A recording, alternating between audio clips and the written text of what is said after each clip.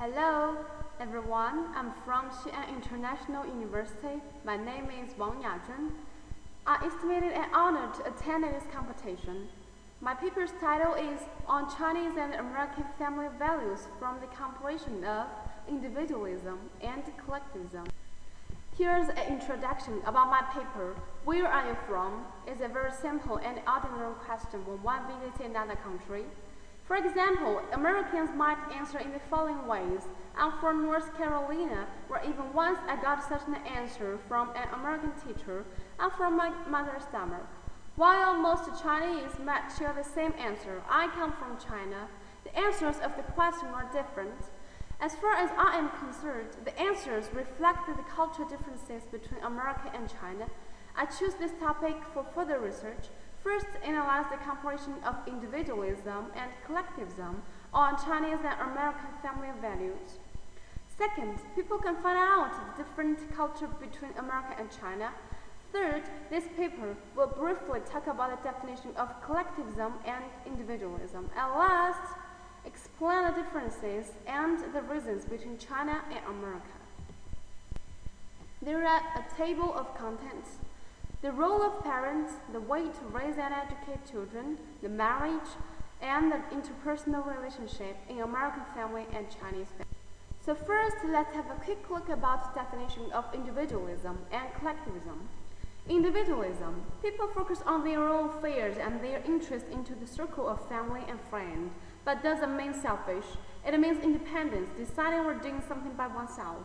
Most of the Americans are busy with life, with work, and they have fast changing every day.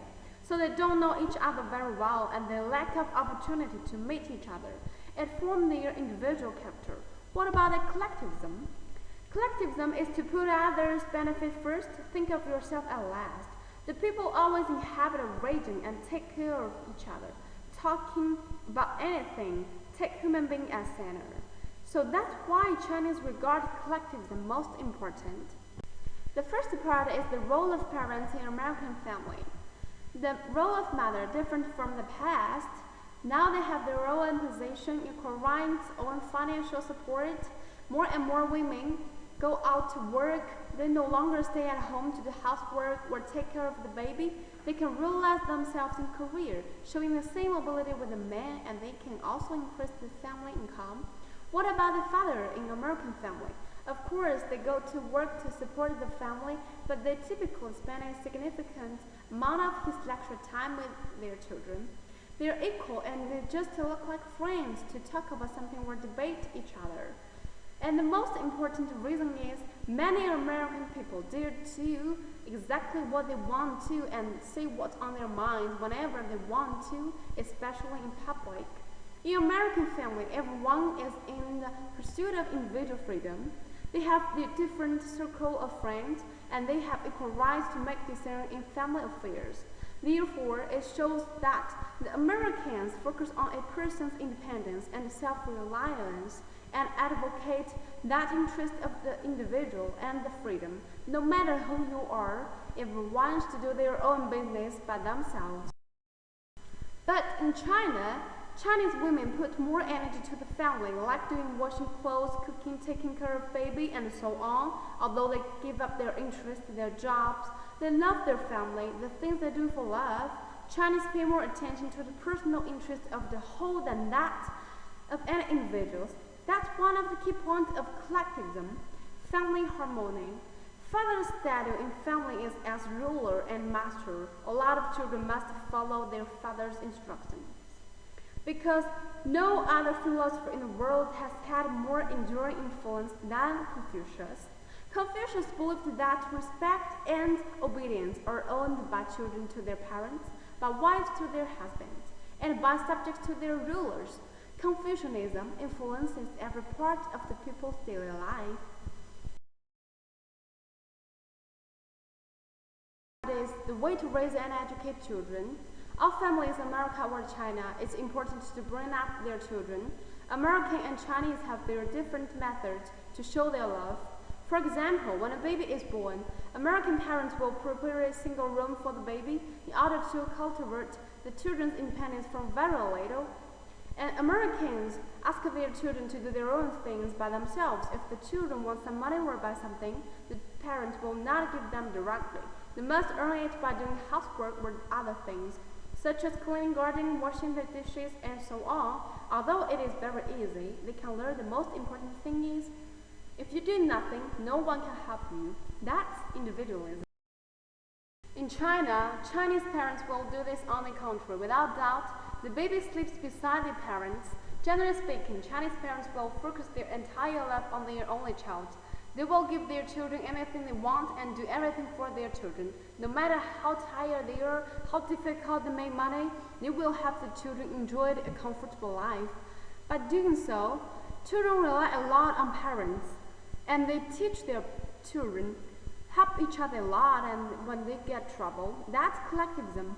Take me for instance, a few days ago, my roommate, she has a high fever and felt terrible. My friend and I sent her to the hospital and paid for the hospital bills because it's so hard that left her money, and we took care of her and accompanied with her for all day until she feels better.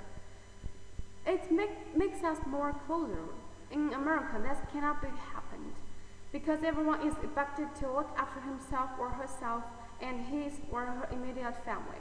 From this point, it not only shows the different way of education and how to raise the children, but also reflects the difference between Chinese collectivism and American individualism. The third part is the marriage between American family and Chinese family. It's very interesting. In American family, when children are old enough, they can have a right to speak in family affairs and partake in make decisions, and they are encouraged to be independent at any early age. Parents in America have little control and generally not much influence over their children marry. The best example is Sadie Hoskins Day, a day for young people, which is very common in America on November 14th. This day is celebrated almost exclusively by high school and college students. The boys always invite the girls they admire to take part in some activities. Young people in America enjoy a great deal of freedom. They can make a date without their parents' agreement. In the aspect of marriage, they are frequently not told of marriage plans until the couple has decided to marry. Because marriage in America is an individual responsibility and decision for young people, they pursue romantic love, then make an immediate family and leave their parents. However, in China, generally speaking, the right of decision always belongs to the parents. Children may follow the suggestions and instructions of their parents. And about the marriage, it has different situations. Young people can choose their boyfriend or girlfriend by themselves, but when marriage is mentioned, it must be agreed by parents of each family. The parents will consider a lot of factors, such as money, job, personality, and so on. So, it is influenced by a later federal idea. Even if they have decided to get married, the parents will take care of everything. Is the interpersonal relationship in American family and Chinese family. American family is a mobile family that enjoy moving from place to place very often, so they live in different places and lack of communication with even their relatives, not to mention with their neighbors. Americans' individualism character makes them stress on their privacy. People avoid asking some questions, such as income, age, and so on. While the Chinese always have fixed living place, they always keep close touch with their neighbors, and they know each other very well. When they get troubles, they will try their best to help him or her, and all of them believe that solidarity means strength. And the old going says a rally far off is less help than a neighbor close by. That's the collectivism. So the American family values and Chinese family values give us the Americans' individualism and Chinese collectivism. American emphasis on individualism, the independence and equality are shown from every family. Chinese collectivism embodies the helpfulness and unities between each family member. And to sum up, knowing the differences and values of each other, we can develop the relations of the people in the two countries, and it's a good communication platform to let people, American Chinese, know more about the culture of each other and establish a bridge connecting the two countries' culture, boost mutual understanding and mutual respect. So it's just my opinion, and a tiny part American culture and Chinese culture is not perfect.